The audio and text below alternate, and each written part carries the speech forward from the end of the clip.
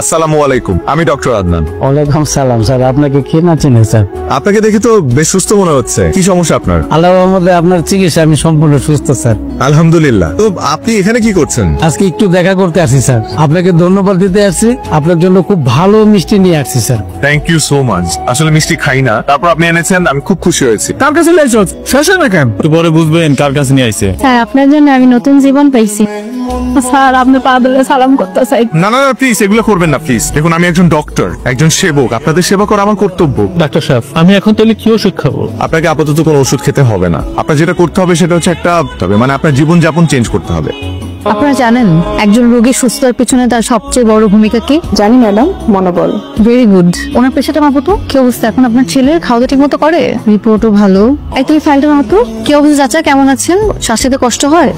ঠিক আছে চাচা, আপনি ঘুমান তাহলে। শরীর ভালো আগের চেয়ে? ওনার যে সমস্যা ছিল, উনি যাই খেত ওনার বুক জ্বালা পোড়া করতো, অ্যাসিডিটি ফর্ম করতো আর বমি হয়ে বের হয়ে যেত। এটাকে মেডিকেল টার্মে কি বলে? Gastrointestinal disease.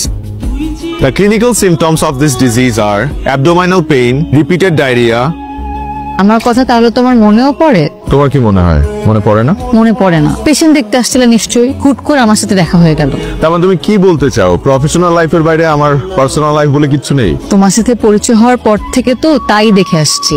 ম্যাডাম, তাহলে আমাদের প্রেম হলো কিভাবে বলেন তো? ভুলে গেছেন?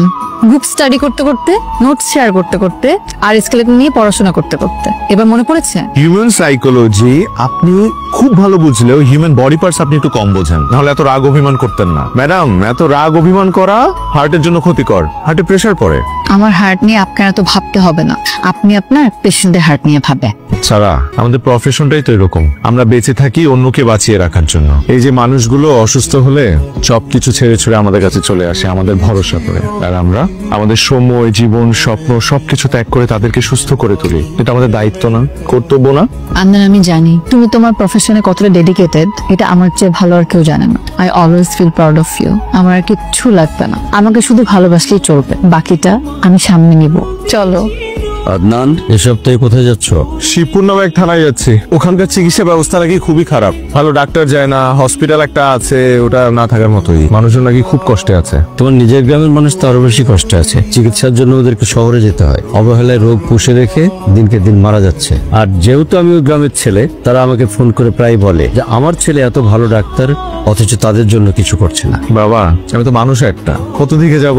সপ্তাহে 6 দিন হসপিটালে ডিউটি করি, একদিন ছুটি পাই। সেই একদিনও আমি বিভিন্ন জেলায় ঘুরে বেড়াই সুবিধা বঞ্চিত মানুষদের সেবা দেওয়ার জন্য। তুই কথা বলতে বাবা, আমি তো শুধুমাত্র আমার গ্রামের মানুষদের জন্য ডক্টর হইনি। আমি আমার সামর্থ্য অনুযায়ী দেশের মানুষদের সেবা করে যেতে চাই। তারপরে বাবা, তুমি যেহেতু বলেছো, আমি তোমার কথা রাখবো। আগামী মাসে আমি আমার পুরো টিম নিয়ে আমি আমাদের গ্রামের বাড়িতে যাবো। আমি তোমার কথা দিচ্ছি, প্রয়োজনে তোমাকেও নিয়ে যাবো। সেটাই করো, ওরা তোমাকে এক্সপেক্ট করে, তোমার তো দায়িত্ব সেটা। বুঝতে পেরেছি বাবা। সারাকে তুই কেন এইভাবে ঝুলিয়ে রেখেছিস? মেয়েটার কি দোষ? সাহারাকে আমি কোথায় ঝুলিয়ে রাখলাম? কাজের ব্যস্ততার কারণে সময় কুলিয়ে উঠতে পারছি না তো। ইচ্ছে থাকলেই উপায় হয়। এত লক্ষ্মী একটা মেয়ে, ওকে এইভাবে কষ্ট দিস না বাবা।